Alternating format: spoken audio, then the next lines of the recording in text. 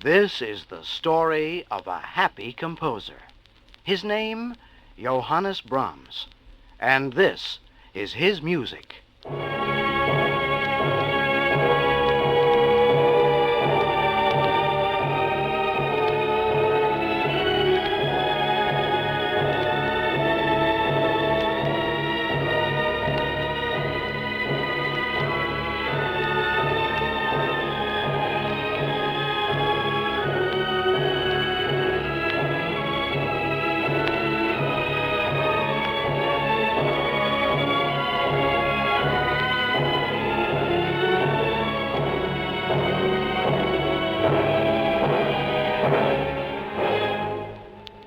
When Johannes Brahms was a young man, he lived away from home, studying music with another great musician, Robert Schumann.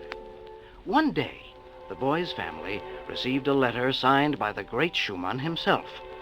Bursting with pride, Brahms's father ran upstairs to the room of an old friend and waved the letter and shouted, "Fritz, Schumann says that my son is an important artist and that he'll be a second Beethoven." Well, Fritz, the family friend, was outraged. "Mention that boy and Beethoven in the same breath? Don't be ridiculous. That foolish son of yours a Beethoven? My friend, have you gone off your head? In his whole lifetime, your son Johannes won't be great." But as it turned out, friend Fritz was very wrong, and Schumann very right. In fact, this symphony, written after Beethoven composed his 9 symphonies, is such an epic work that it's been called Beethoven's 10th, and it is the first symphony by Johannes Brahms.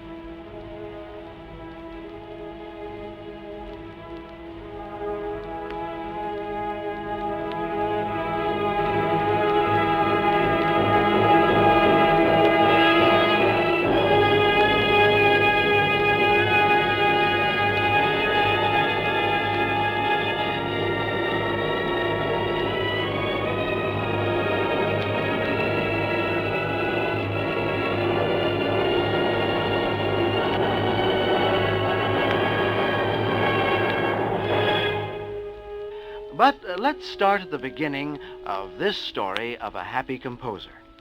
Johannes Brahms was born in 1833 in a large 6-story house in Hamburg, Germany.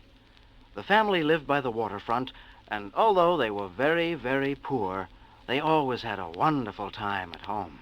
Oh, there were games and tin soldiers to play with, but unfortunately, the laughter didn't last very long.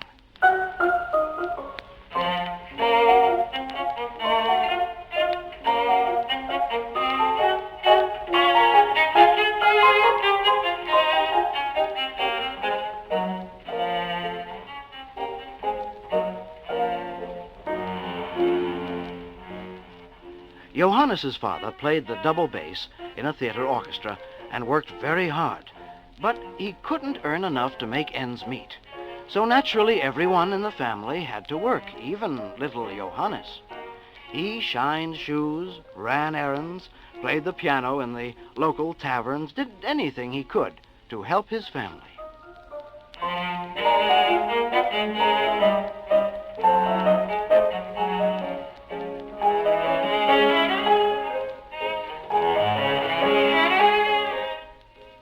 Then the boy Brahms started to take music lessons from his father.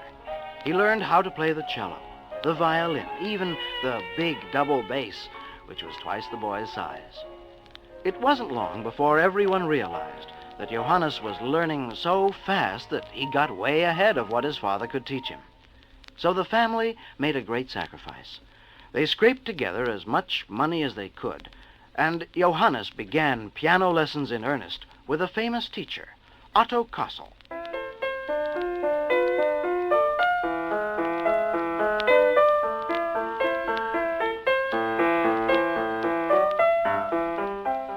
When Brahms was 10 years old, he gave a concert in Hamburg. This tiny boy, at a large square piano, his head a mass of yellow hair, played with the skill of a much older musician.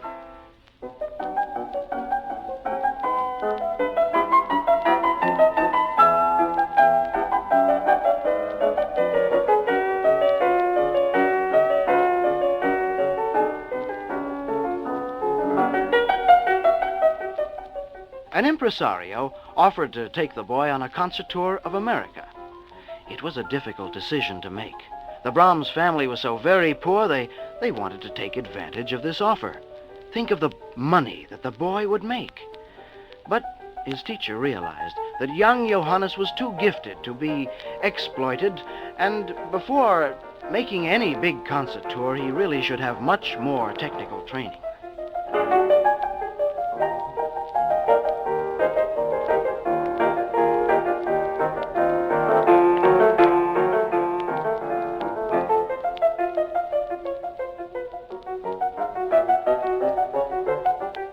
Life wasn't easy for the young composer. He knew that he had to continue his music lessons, no matter what the cost. To afford them, Brahms kept on playing the piano in saloons and waterfront dives. He was so eager to learn that he propped up his favorite books on the music rack right on the piano in front of him. And as he played his own arrangements from memory, he glued his eyes to the books. He read the Holy Bible, poetry, the romantic tales of Hoffmann, and all the exciting novels that he could find. For the more he learned about the world, the more Johannes Brahms could put into his music.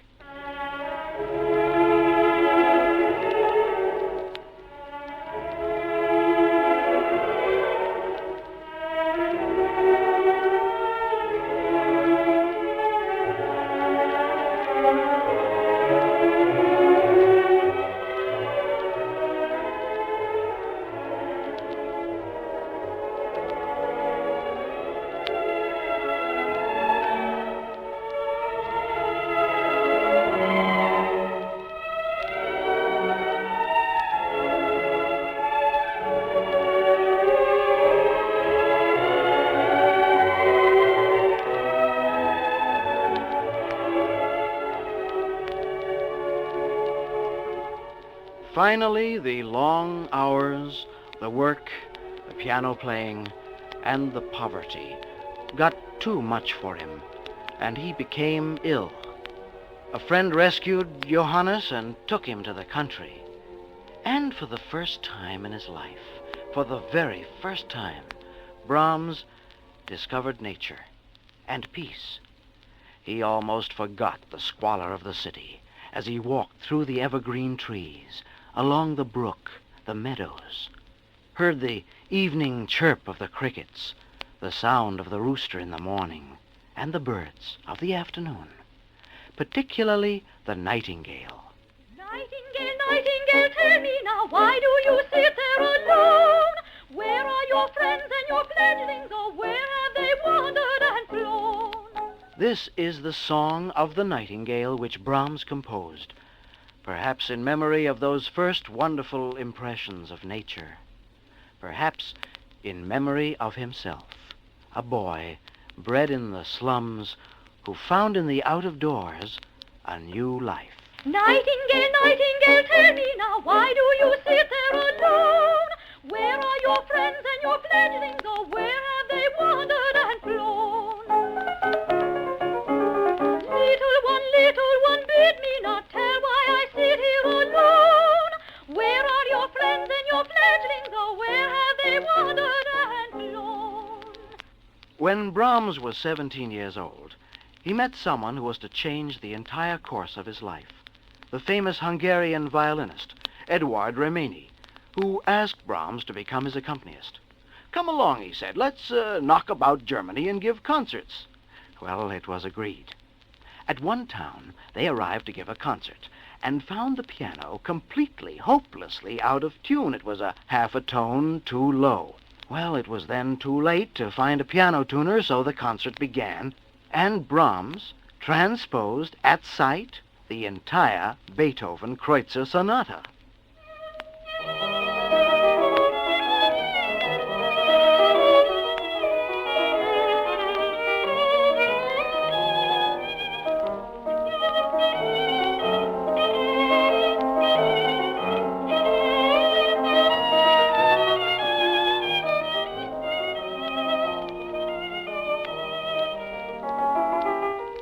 The two men traveled over much of the country. It was a good experience for both, and lots of fun. And it's very possible that his Hungarian friend, Eduard Remeni, influenced Brahms to arrange the gypsy tune that he's so famous for, the Brahms Hungarian Dances.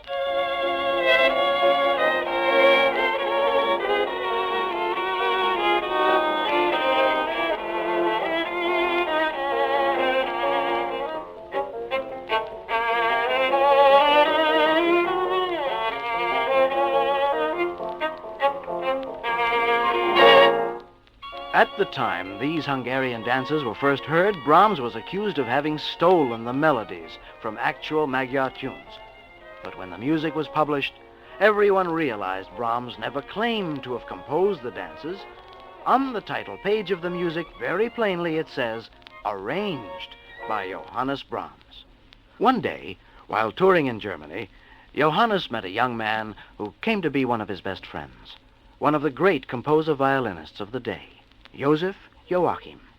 They took to one another like children take to candy.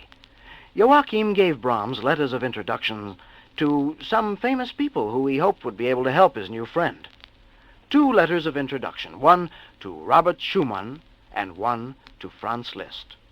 Both these men influenced Johannes Brahms, but each in his own way.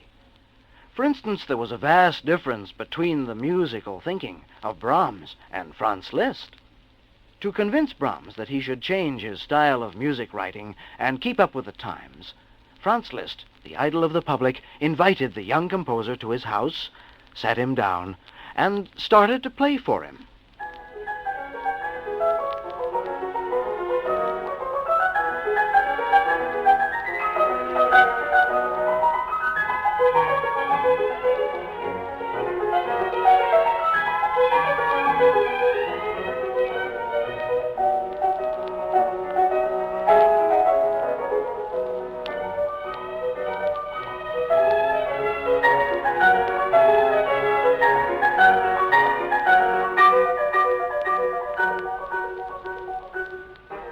Was Brahms convinced? What did he think of Liszt's music? Well, I'm afraid that Johannes didn't hear very much of it, for as the story goes, Brahms dozed off and slept while the great Franz Liszt played. Of course, the elder musician was pretty deeply hurt. The whole musical world had always praised and flattered Liszt. And this young Brahms, this whippersnapper, had the nerve to fall asleep while the great Liszt played. Oh, no, these 2 men certainly didn't see eye to eye about music.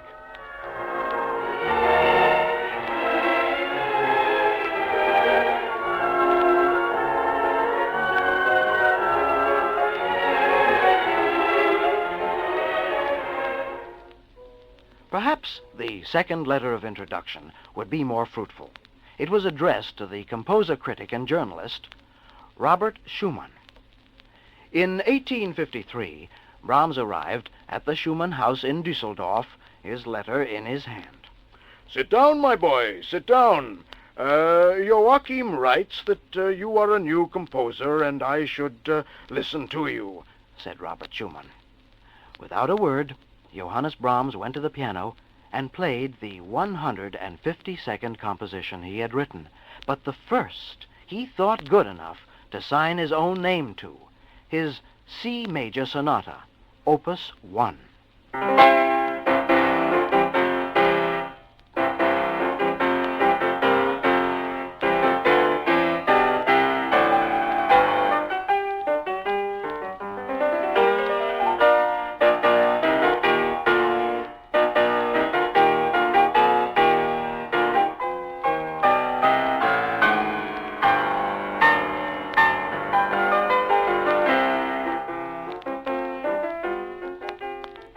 Schumann became very excited.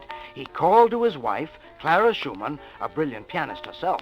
Clara, you're now going to hear such music as you have never heard before. Young man, begin that piece again.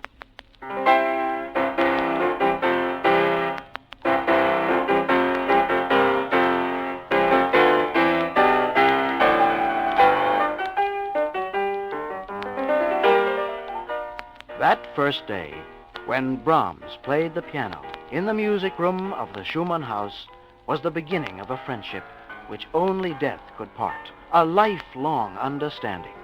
Johannes Brahms, Clara, and Robert Schumann.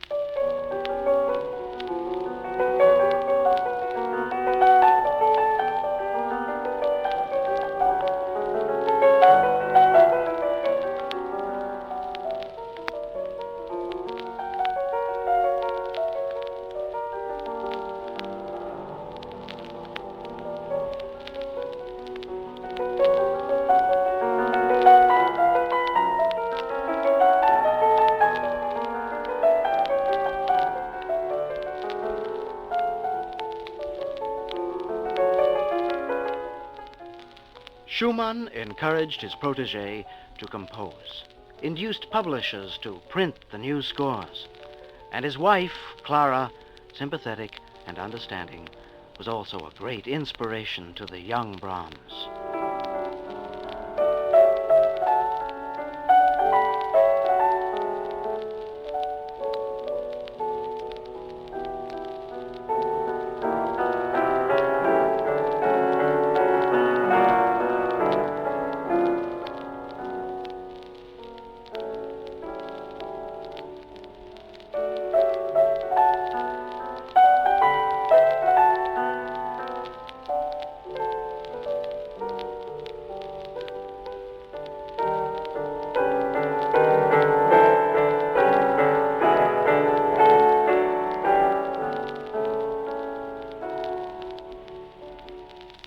And the Schumanns had children. Brahms was very fond of them and wrote little songs for them about animals and birds. This one is My Little Chickadee. Ah, my pretty little chickadee, bee, bee, bee, tell me what you're thinking of, my pretty chickadee. When you walk with little steps so gay, I'm so glad you can't fly away. Ah, my pretty little chickadee, bee, bee, bee, tell me what you're thinking of, my pretty chickadee. Yes, Brahms was treated like a son by Robert and Clara. However, it was most natural for Johannes to be at home with his own family at Christmas time. The young composer brought with him a present that his family would never forget. Christmas Eve, the tinsel and the tiny lighted tallow candles under which Brahms placed his special present. It was the very first copy of his own music, printed. You have no idea how very happy this Christmas makes me, he said. Have you ever known such a gay and glorious festival as mine this year?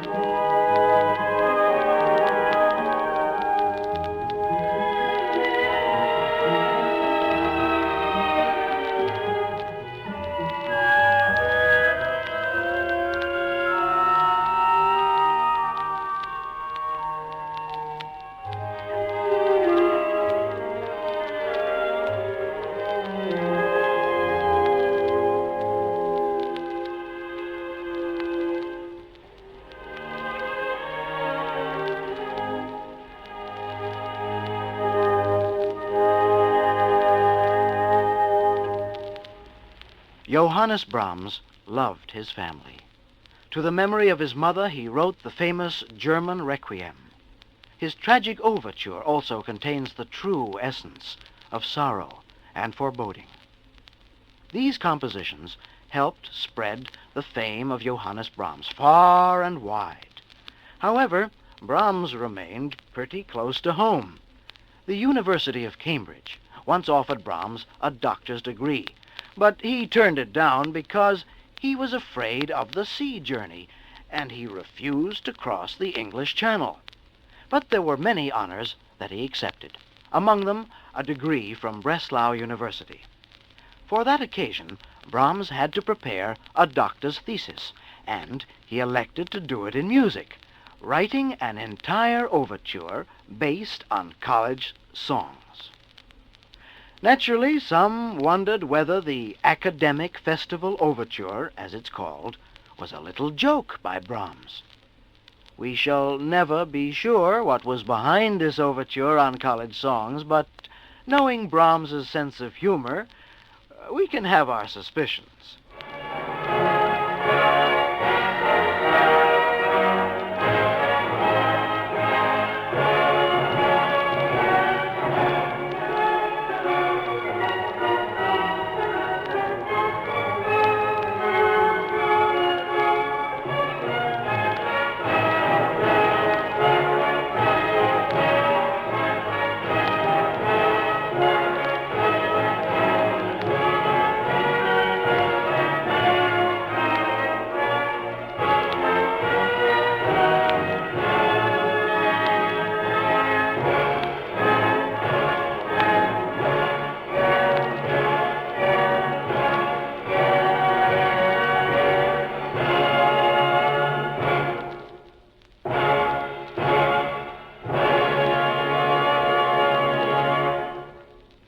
To give you an idea of the life of Johannes Brahms, and to let you hear some of his magnificent music, is pretty much the reason for this story, but not entirely. Remember, you were promised the story of a happy composer. All right, let's see. Tell me, are these vigorous and gay Hungarian dances good examples of what a happy man will compose?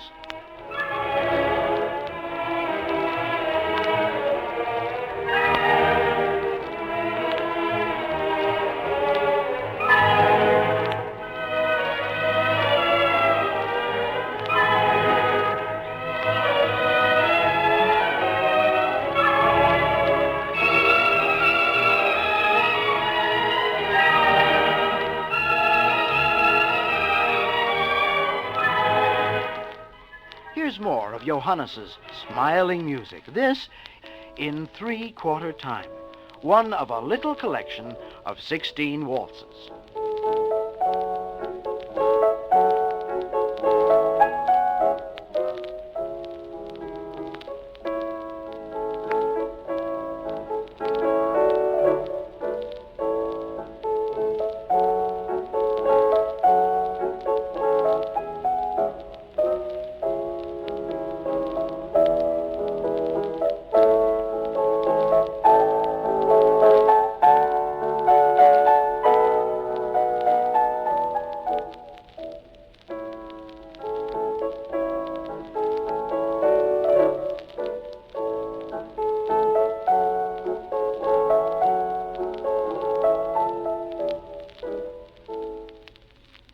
Where else did Brahms find happiness? Well, he had a hearty appetite, he enjoyed good food and drink, he liked games and parties, he was especially fond of little children. You know that he would spend hours on his hands and knees playing with children, all sorts of games of let's pretend. In fact, Brahms enjoyed pretending in disguise even in music. And his variations on a theme of Haydn, the chorale St. Anthony, is like the same actor playing many parts in different costumes.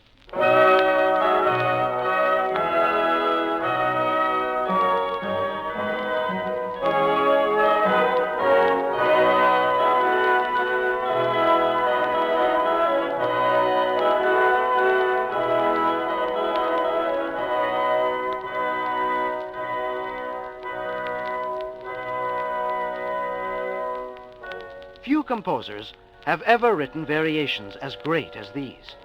These variations in every kind of mood are a triumph in the orchestration of one simple melody.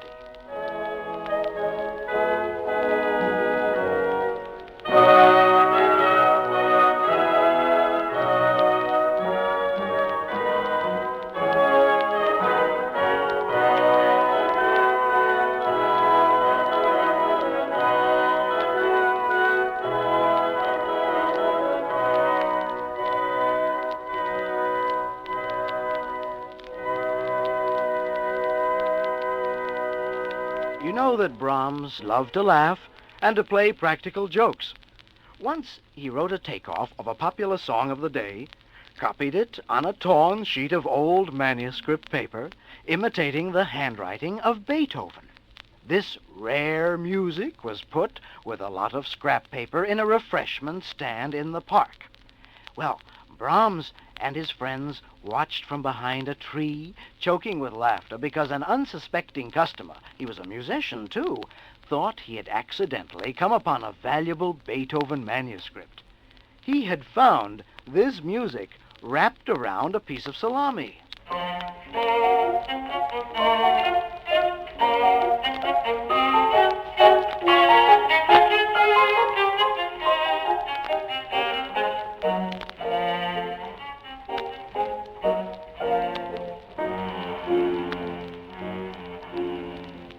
Yes, Brahms played pranks and tricks, but he was a man with a big heart.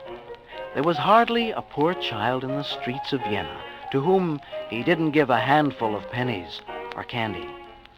He was generous, modest, thoughtful, admired and loved by many. And after all, the more people who love you, the happier you are.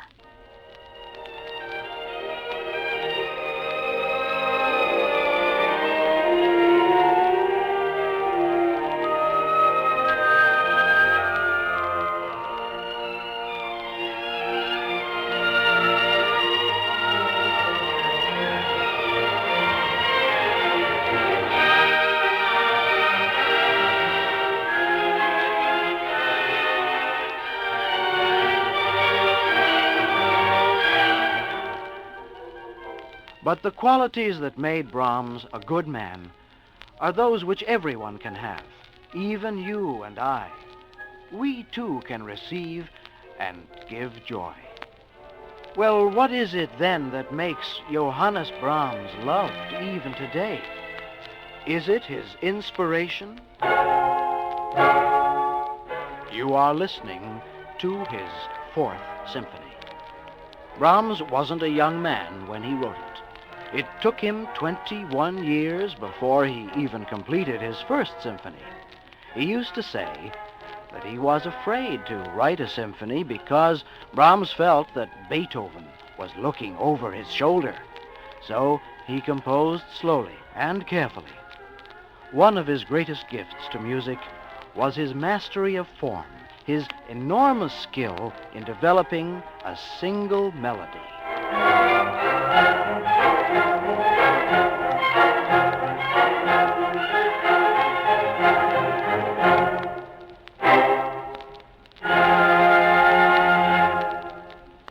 Johannes Brahms, add him up, a writer of towering symphonies and romantic compositions, concertos, songs, overtures, choral works, serenades, gypsy dances, and the composer of the most beloved lullaby the world has ever known.